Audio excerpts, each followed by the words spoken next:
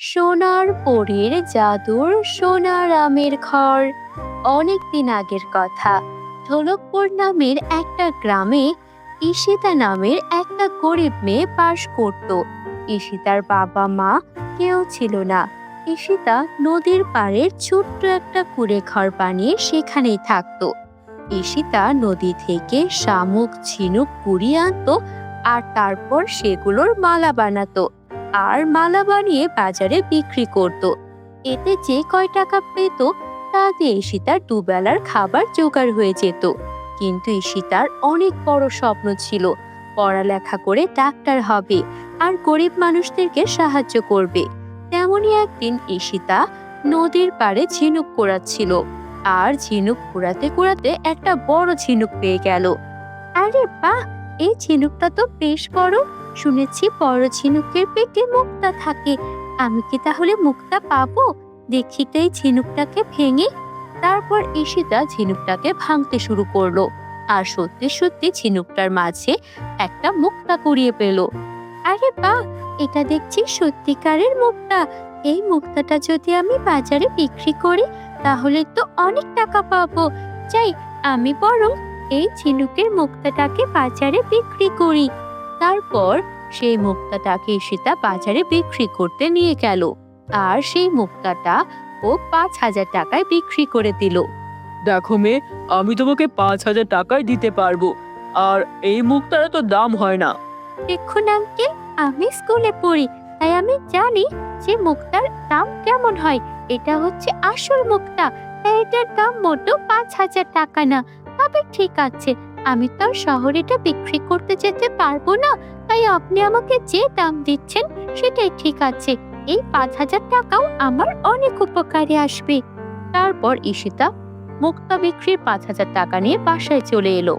এই টাকাটা দিয়ে আমার বেশ কয়েকদিন ভালো কেটে যাবে। পাশাপাশি আমার স্কুলের বই কেনার টাকা আর বার্ষিক ফিও দিতে পারবো। ভালোই হলো এই মুক্তাটা পেয়ে। এখন থেকে আমি আরো মুক্তা খুঁজে বের করব, তাহলে আমি আরো কিছু টাকা পাবো। তবে এতদিন ধরে আমি ঝিনুক কুড়াচ্ছি, মাত্রই না একটা বড় ঝিনুক পেলাম। সে যাই হোক, এখন আমি আমার এই ভাঙা ঘরটাকে আগে একটু ঠিক করি।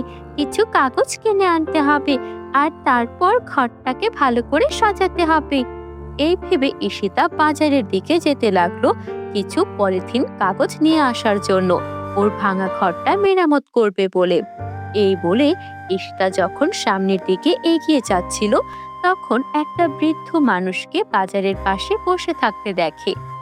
আম নেবে গো আম, এখানে মজার মজার সুস্বাদু আম আছে, নিয়ে যাও। পাকা আম, এমন রসালো আম কোথাও পাবে না। আম খেতে চাও তো নিয়ে যাও। আহারে, এই বুড়িমা সকাল থেকে বোধহয় আমগুলো বিক্রির চেষ্টা করছেন, কিন্তু বুড়িমার আমগুলো তো একদম মলিন হয়ে গেছে। রোদে আমগুলোর অবস্থাও ভালো না, তাই হয়তো কেউ কিনে নিচ্ছে না।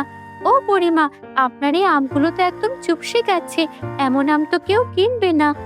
তা অবশ্য তুমি ঠিক বলেছ, সকাল থেকে নিয়ে বসে আছি, কেউ কিনছে না। বুড়ো মানুষের থেকে কেউ যে কেন কিছু কিনতে চায় না কে জানে। এই আমগুলো না বেচলে আমার ঘরে উনুন জ্বলবে না। বুড়িমা, আপনার হাতে কি হয়েছে? ওই হাতটা এমন কেন?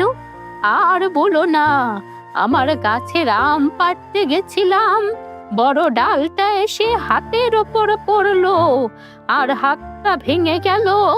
ডাক্তার বলেছে আমার হাতের চিকিৎসা করাতে 5,000 টাকা লাগবে। এই আম বেচে কি 5,000 টাকা পাবো? তাই কাপড় দিয়ে কোনো রকমে বেঁধে রেখেছি। বুড়ো মানুষ, এমনিতেই কবরে যেতে হবে, তাই আর চিকিৎসা করেই বা কি হবে? এটা কোনো কথা হলো? আপনার তো অনেক ব্যথা লাগছে, চিকিৎসা তো করতেই হবে। আপনি আমার সঙ্গে চলুন, আমি আপনাকে হাসপাতালে নিয়ে যাচ্ছি। আমাকে হাসপাতালে তুমি নিয়ে যাবে? টাকা কোথায় পাবো? আমার কাছে তো কানা করিও নেই। আমার কাছে আছে, আমার কাছে 5,000 টাকা আছে। তুমি ৫,০০০ টাকা কোথায় পেলে? আর আমাকে কেন দেবে? তোমাকে কেন দেব? কারণ তোমার দরকার। ওই টাকা আমি ঝিনুকের মধ্যে মুক্তা করে পেয়েছিলাম, তাই আমি পেয়েছি। আর এখন তোমার দরকার, তাই তোমাকে দিচ্ছি। আমার ভাগ্যে থাকলে আমি আরো অনেক মুক্তা পাবো। এবার তুমি চলো তো। তারপর ঈশিতা জোর করে বুড়িমাকে হাসপাতালের কাছে নিয়ে যেতে লাগলো। তখনই সেই বুড়িমা তার রূপ পাল্টে একটা সুন্দরী পরী হয়ে গেল আর বলল, ঈশিতা, এটা তোমার জন্য একটা পরীক্ষা ছিল। আমি কোনো বুড়িমা নই। তুমি মুক্তাটা পেয়েছিলে, সেটাও আমার জাদু ছিল। নদীতে এভাবে কেউ মুক্তা পায় না। আমি তোমাকে জাদুর ঝিনুক দিয়েছিলাম, আর সেটার ভেতরেই মুক্তা ছিল। তুমি সেটা পেয়ে মুক্তা বিক্রি করে টাকাটা নিয়ে নিজের কাছে ব্যবহার করতেই পারতে, কিন্তু না, তুমি একটা অসহায় বৃদ্ধাকে দেখে তোমার টাকার ভাগটাও ছেড়ে দিয়েছো। সত্যি, তোমার এমন মহানুভবতায় আমি মুগ্ধ। আমি হলাম সোনার রাজ্যের সোনার পরী, আর তুমি একটা সোনার মনের মেয়ে। তাই তোমাকে আমি সাহায্য করব। চলো, আমাকে তোমার বাড়িতে নিয়ে চলো। ঈশিতা কি বলবে বুঝে পাচ্ছিল না। তারপর পরীকে ওর বাড়িতে নিয়ে গেল। আহারে, এমন একটা কাগজের বাড়িতে তুমি থাকো। এই বাড়িটা বর্ষায় মেরামত করতে চাইলে, আর বুড়িমাকে সাহায্য করার জন্য ৫,০০০ টাকা দিয়ে দিতে চাচ্ছিলে। আমি তো পড়ি, তবুও আমি এতটা নিজেকে লোভ সংবরণ করে রাখতে হয়তো পারতাম না। এই অল্প বয়সে তুমি এতটা নির্লোভ। তোমার বাবা মা বেঁচে থাকলে তোমাকে নিয়ে অনেক গর্ব করতেন। সে যাই হোক, চলো এবার তোমার বাড়িটাকে একটা সুন্দর বাড়ি বানিয়ে দেই। তারপর পরী তার জাদুর কাঠি ঘোরাতে লাগলো। সঙ্গে সঙ্গে ঈশিতার পুরনো বাড়িটা ভেঙে সেখানে গুঁড়ো গুঁড়ো হয়ে গেল। এ কি করলেন পরী? আপনি আমার বাড়িটা ভেঙে গুঁড়ো গুঁড়ো করে দিলেন। আমার তো এটাই শেষ সম্বল ছিল। বাবা মা মারা যাওয়ার পর এই ভাঙা বাড়িটাতেই আমার আশ্রয় হয়েছে। এখন আমি কোথায় থাকবো? আপনি আমার সাহায্য করতে চেয়ে আমার এত বড় ক্ষতি করে দিলেন। পাগল মেয়ে, কেঁদো না। এখানে যে আমি তোমার নতুন বাড়ি বানিয়ে দেব। এই দেখো। তারপর পরে আবারও তার জাদুর কাঠি ঘোরাতে লাগলেন। তারপর সঙ্গে সঙ্গে সেখানে একটা সোনার আমের বাড়ি প্রকট হয়ে গেল। পুরো অবিকল আমের মতো দেখতে ছিল বাড়িটা।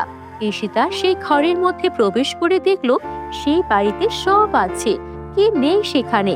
সুন্দর খাট, বিছানা, পড়ার টেবিল, সুস্বাদু সব খাবার, ফ্রিজ, আর টাকা আর টাকা।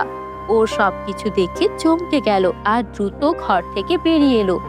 এ কি করেছেন পরি? আপনি তো আমাকে অনেক কিছু দিয়ে ফেলেছেন। এত কিছু দিয়ে আমি কি করব? আমার তো এত কিছু দরকার নেই। আমি জানি তোমার এত কিছু দরকার নেই, তবে তুমি যা প্রয়োজন তা ব্যবহার করবে। আর যদি তোমার মন চায়, তুমি তোমার মতো অসহায় বাচ্চাদেরও সাহায্য করতে পারবে। এটা তোমার সততার পুরস্কার। তারপর পরী সেখান থেকে চলে গেল, আর সেই সোনার আমের ঘরে ঈশিতা বাকিটা জীবন সুখে কাটাতে লাগলো।